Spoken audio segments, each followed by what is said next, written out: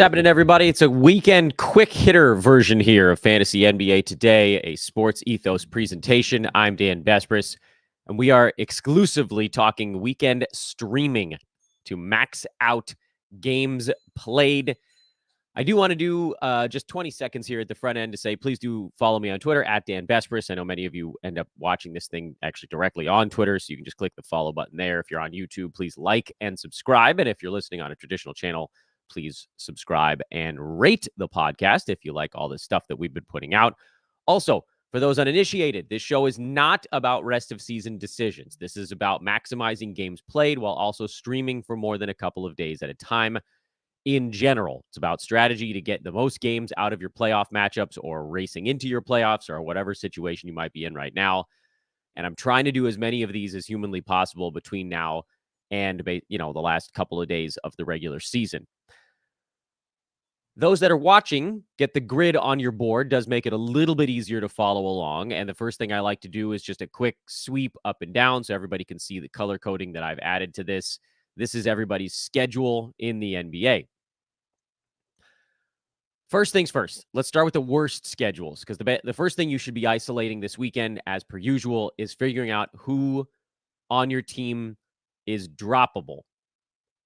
The worst schedules this week, or weekend, I guess, but we do try to look 6, 7, 8, 9 days out when we're making these decisions, because sometimes you can stream for a week or more, or anti-stream, meaning abandoning ship on the really bad scheduling spots. There are, I would argue, kind of like a four-way tie. There isn't any one team that's way worse than the others right now. Because teams like the Lakers, who we've been talking about, the Minnesota Timberwolves, these teams have had bad schedules for the last 5-6 days in a row. They play tonight. So you're not making a move on a team that has a game tonight. Yes, the Lakers still only played 2 times over 6 days, but it's game, off, game, and then 3 days off again for LA. Similarly, with Minnesota, they actually have one of the better schedules over the next 4 days before their schedule goes back to being extraordinarily light after that, with 2 games over the next 7 days after those 4.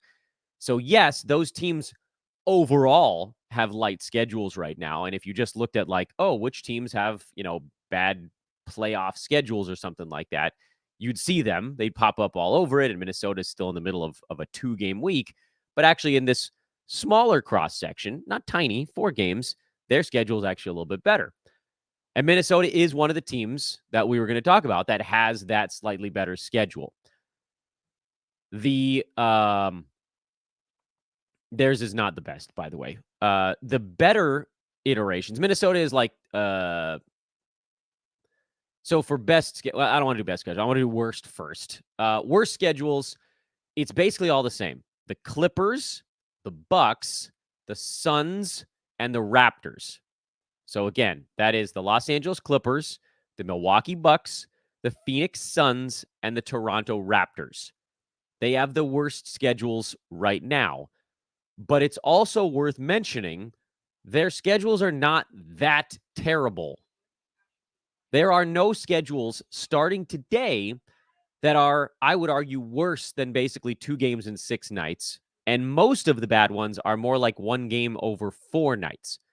So, for instance, Milwaukee, who had a really bad schedule yesterday, 1 game in 5 days, now it's 1 game over 4 days. It's not like you're going to move back in on them, and you probably already dropped whatever fringy bucks you had yesterday.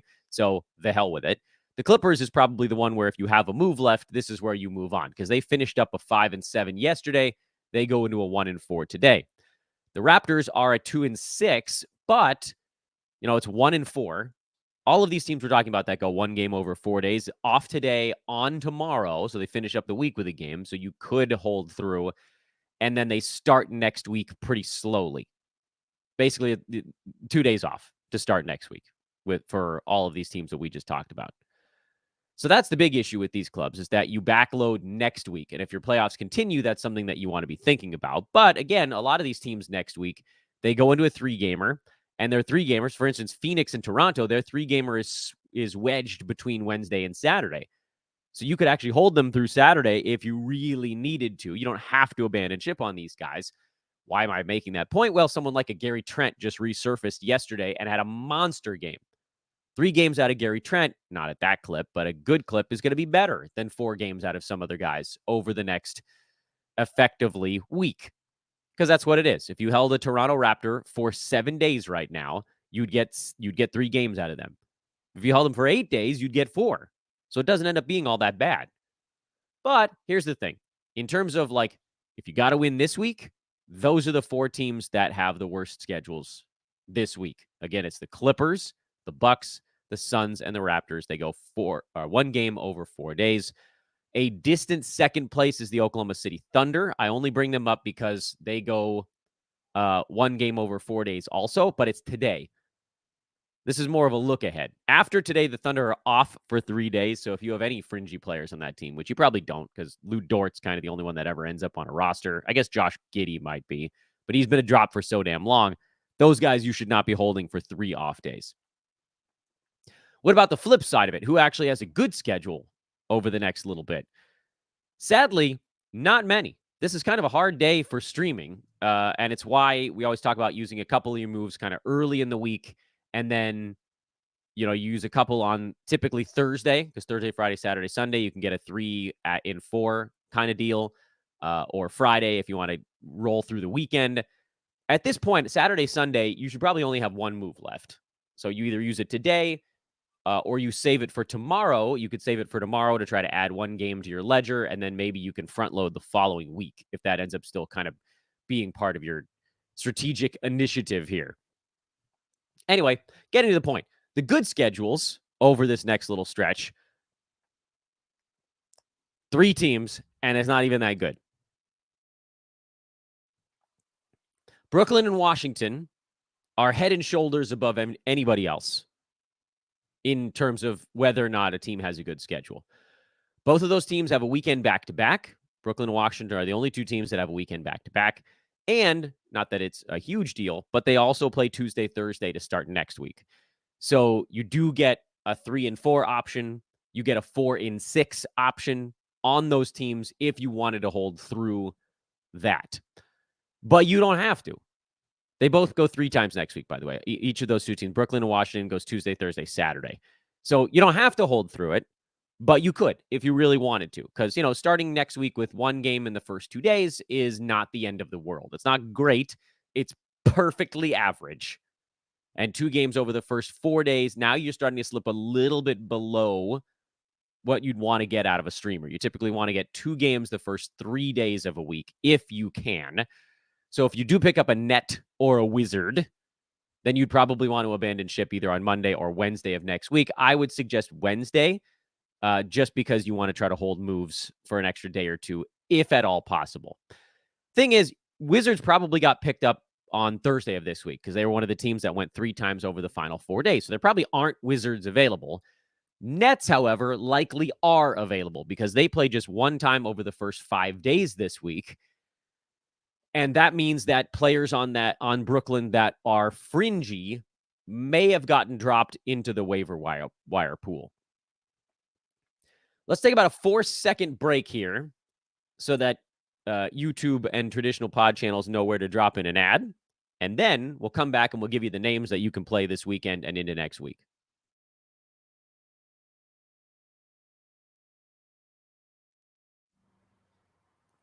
There you go.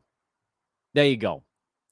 All right, so we were talking about Brooklyn as the they are the preeminent club. By the way, we just got some Wizards news breaking right while we're on air. That's kind of fun. Brooklyn is the team you're probably looking at, although now we can add one other name to the list, and that name is on the Washington side, because he's almost definitely not on rosters. Who's Dan talking about? Who's this secret name?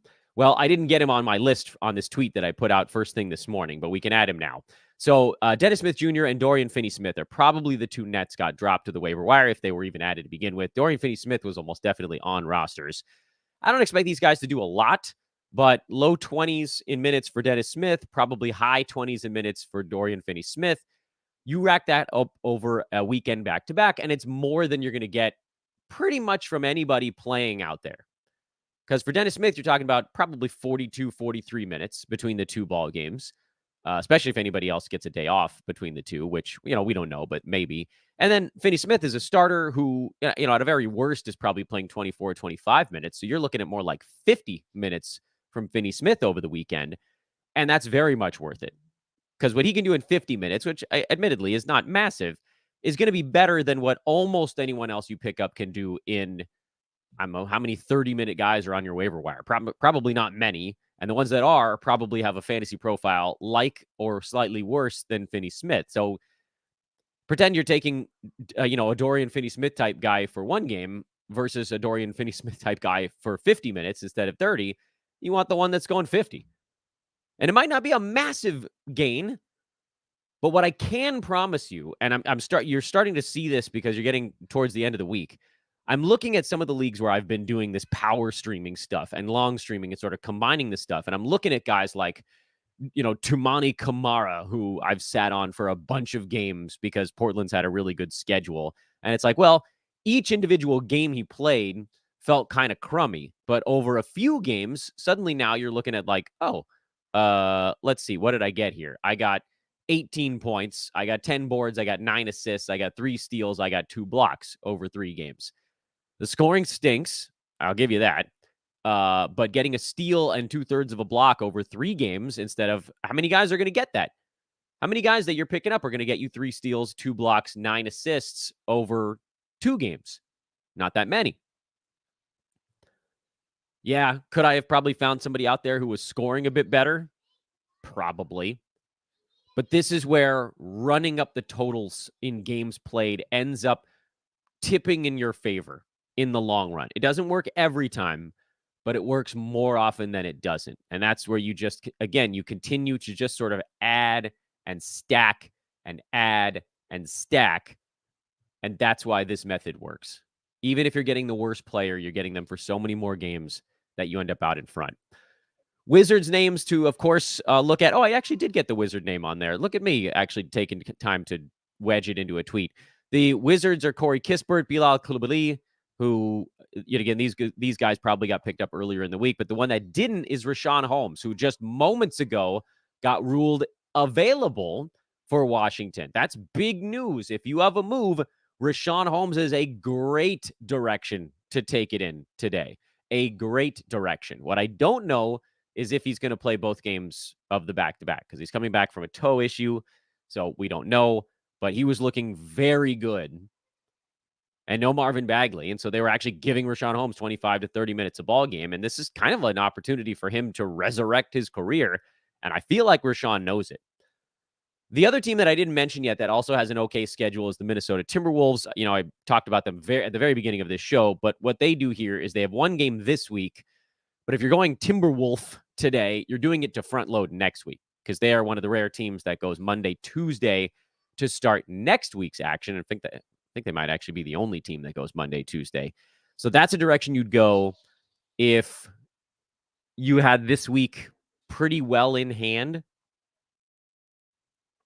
It's a bit lateral in terms of a move for this week because the other team, remember, like the Clippers, they also play one game the rest of this week, but they don't have any games to start next week until Wednesday. So, over that 4-game span, you're gaining 2 games, but they're both next week. So that's where you'd go to the Timberwolves, as if you've already locked up this week and you don't have to worry about it anymore. But Richaun Holmes, very much the play of the morning, since that news is breaking while we're on air. We'll take over to social media to make sure everybody knows that as well. And now a very quick look over at the chat room, see if anybody else has questions about players popping up. Desmond Bane, I'm not. No, yeah. I mean, so here's the thing. Like, first of all, you got to wait to find out if he's being ruled in or not, which we don't know yet. He was out for their last ball game. Memphis has been off for a couple of days, so it's possible he squeezes back in there. And it does seem like they're willing to play their better players against better opponents because I think they know they're going to lose anyway. But even if he plays, you're talking about 20 minutes. So that's a move you're making. Again, if you feel like you've got this week pretty well wrapped up. Memphis does not have a back-to-back coming up for a while. Their schedule is very light, but that also allows Desmond Bane to ramp up at his own pace without any off days. So think about it from this perspective. You're getting about 20 minutes probably out of Bane if he plays in this one. They're in Sacramento on Monday. That would be probably about 22, 23 minutes for him. 24, 25 at Golden State. Maybe it levels off there in the mid to high 20s at San Antonio. Is that good enough? The answer is probably, but it's not a guarantee. It's not like picking up Bane is going to be a league winner if your league ends this week or next week. If your league goes a little bit deeper and he starts to get back up towards like a normal volume of minutes the following week, which is another 3-gamer for Memphis, and I don't think he ever plays more than 3 games in a week because they're back-to-backs mixed in there.